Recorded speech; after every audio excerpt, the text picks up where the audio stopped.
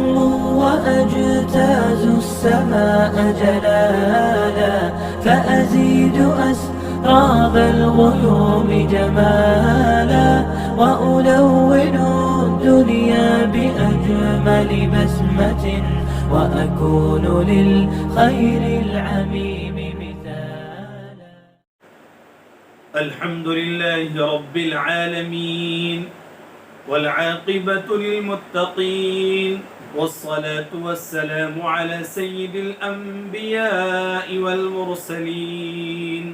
أما بعد فأعوذ بالله من الشيطان الرجيم. بسم الله الرحمن الرحيم. إنما النسيء زيادة في الكفر. وقال النبي صلى الله عليه وسلم: لا عدوى ولا طيرة ولا هامة ولا صفر. رواه البخاري. صدق الله العظيم وصدق رسوله النبي الكريم، ونحن على ذلك لمن الشاهدين والشاكرين، والحمد لله رب العالمين.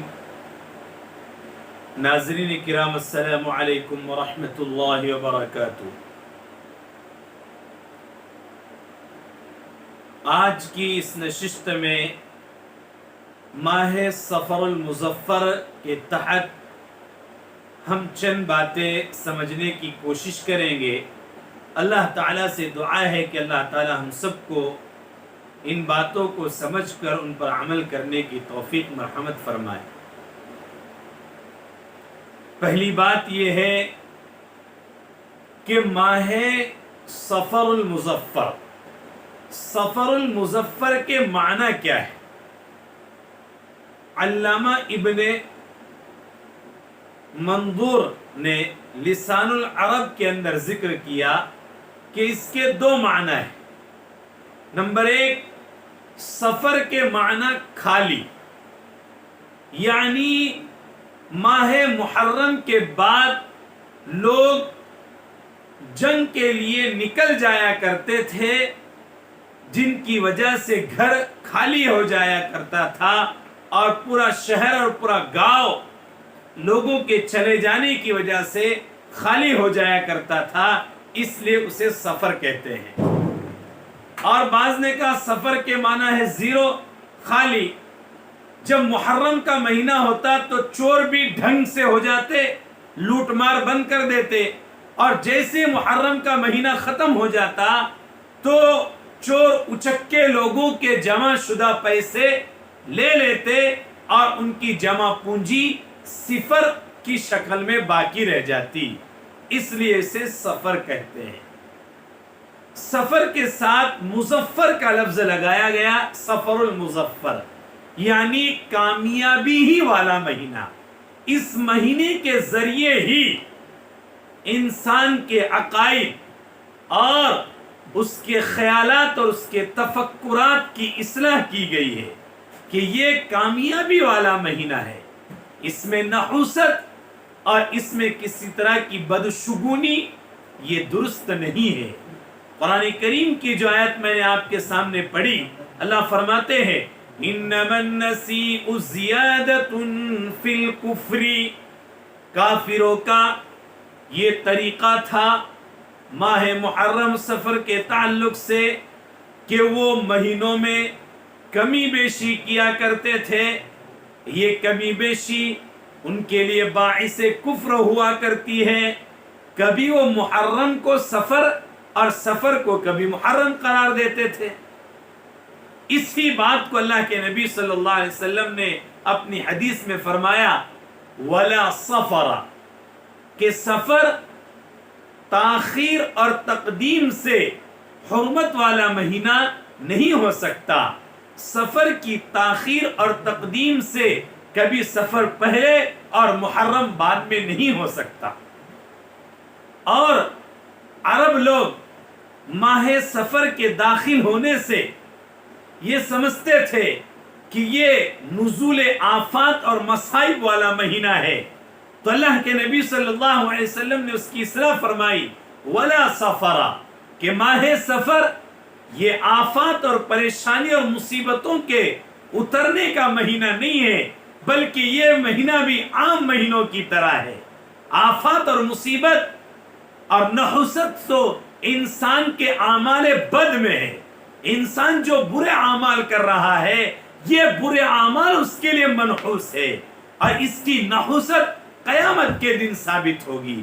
ورنہ کوئی مہینہ منحوس اللہ کی طرف سے نہیں ہے. مصیبتیں اور پریشانیاں جو آتی ہے قرآن کریم میں اللہ تعالیٰ نے فرمایا ما اصاب من مصیبت الا باذن اللہ. انسان کے اوپر جو مصیبتیں آتی ہے وہ اللہ کے حکم سے آتی ہے. اور اللہ کا حکم کب ہوتا ہے؟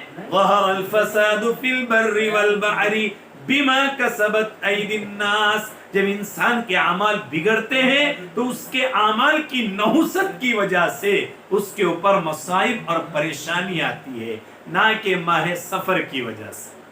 تو سفر کا مہینہ یہ منحوس مہینہ نہیں ہے.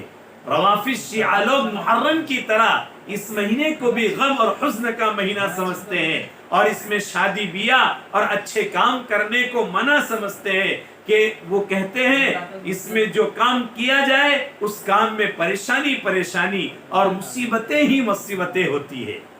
اس لیے ناظرین کرام، اللہ کے نبی صلی اللہ علیہ وسلم نے ایک حدیث میں صراحت کر دی وَلَا صَفَرَ. سفر تقدیم اور تاخیر سے حرمت والا مہینہ نہیں ہوتا. وَلَا صَفَرَ، سفر کے بارے میں یہ گمان کرنے سے کہ یہ نحوست والا مہینہ ہے اور یہ جو عقیدہ گھڑ لیا گیا ہے یہ زمانے جاہلیت کا عقیدہ ہے. یہ عقیدہ یہ غیروں کا عقیدہ ہے. مسلمان کو اس بات کو سمجھنا چاہیے کہ سفر کے تعلق سے اس طرح کا شریعت میں کوئی ثبوت نہیں ہے کہ سفر نحوست والا مہینہ ہو. دوسری بات یہ ہے کہ ماہ سفر میں کوئی عمل اور کوئی خاص عبادت منقول نہیں ہے. عام دنوں کی طرح اور عام مہینوں کی طرح اس کی عبادتیں اپنے معمول پر جاری ہے. جیسے عام مہینوں میں جو عمل ہے ویسے اس مہینے میں عمل ہے. اس کا کوئی خاص عمل ثابت نہیں ہے. بہت سے لوگ نمازیں وغیرہ اس مہینے میں خاص کر دیتے ہیں اور اس مہینے کے آخری بدھ کو مٹھائی وغیرہ تقسیم کرنے کو ثواب قرار دیتے ہیں اور ایک حدیث موضوع سے استدلال کرتے ہیں کہ اللہ کے نبی صلی اللہ علیہ وسلم نے فرمایا من بشرنی بخروج سفر، جو مجھے سفر کے نکل جانے کی خوشخبری دے گا تو وہ شخص جنت میں، میں اس کو جنت میں داخل کروں گا، وہ شخص جنت میں داخل ہوگا. اس طرح کی غیر معتبر روایات سے استدلال کرتے ہوئے اور اس میں عقائد فاسدہ اور غلط اعمال کرتے ہیں، شریعت میں اس کا کوئی ثبوت نہیں ہے. اسی طریقے سے اس مہینے کی فضیلت کے لیے ایک بات کافی ہے کہ جناب رسول اللہ صلی اللہ علیہ وسلم اپنے آبائی وطن مکہ المکرمہ کو چھوڑ کر کے مدینہ المنورہ کی طرف روانہ ہوئے، ہجرت کی آپ نے.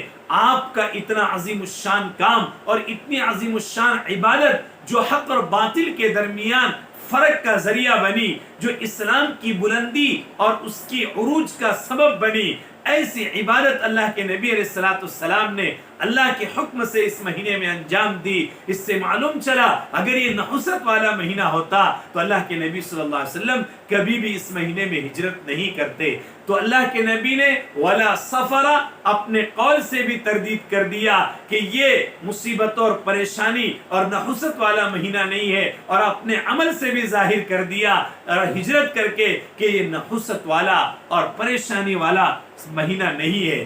تو چونکہ زمانے جاہلیت میں لوگ اس میں ترمیم کرتے تھے اور اس کو برا سمجھتے تھے، اس لیے ہمیں چاہیے کہ ہم زمانے جاہلیت سے اپنے آپ کو بچائے، اسلام کے اندر داخل ہو. قرآن کریم میں فرمایا ادخلوا فی السلم کافہ. اپنے تمام اقوال افعال اور اپنے تمام چیزوں میں، رہن سر میں دینی اور اسلامی عبادات اور دینی اسلامی اعمال کو جگہ دینا چاہیے.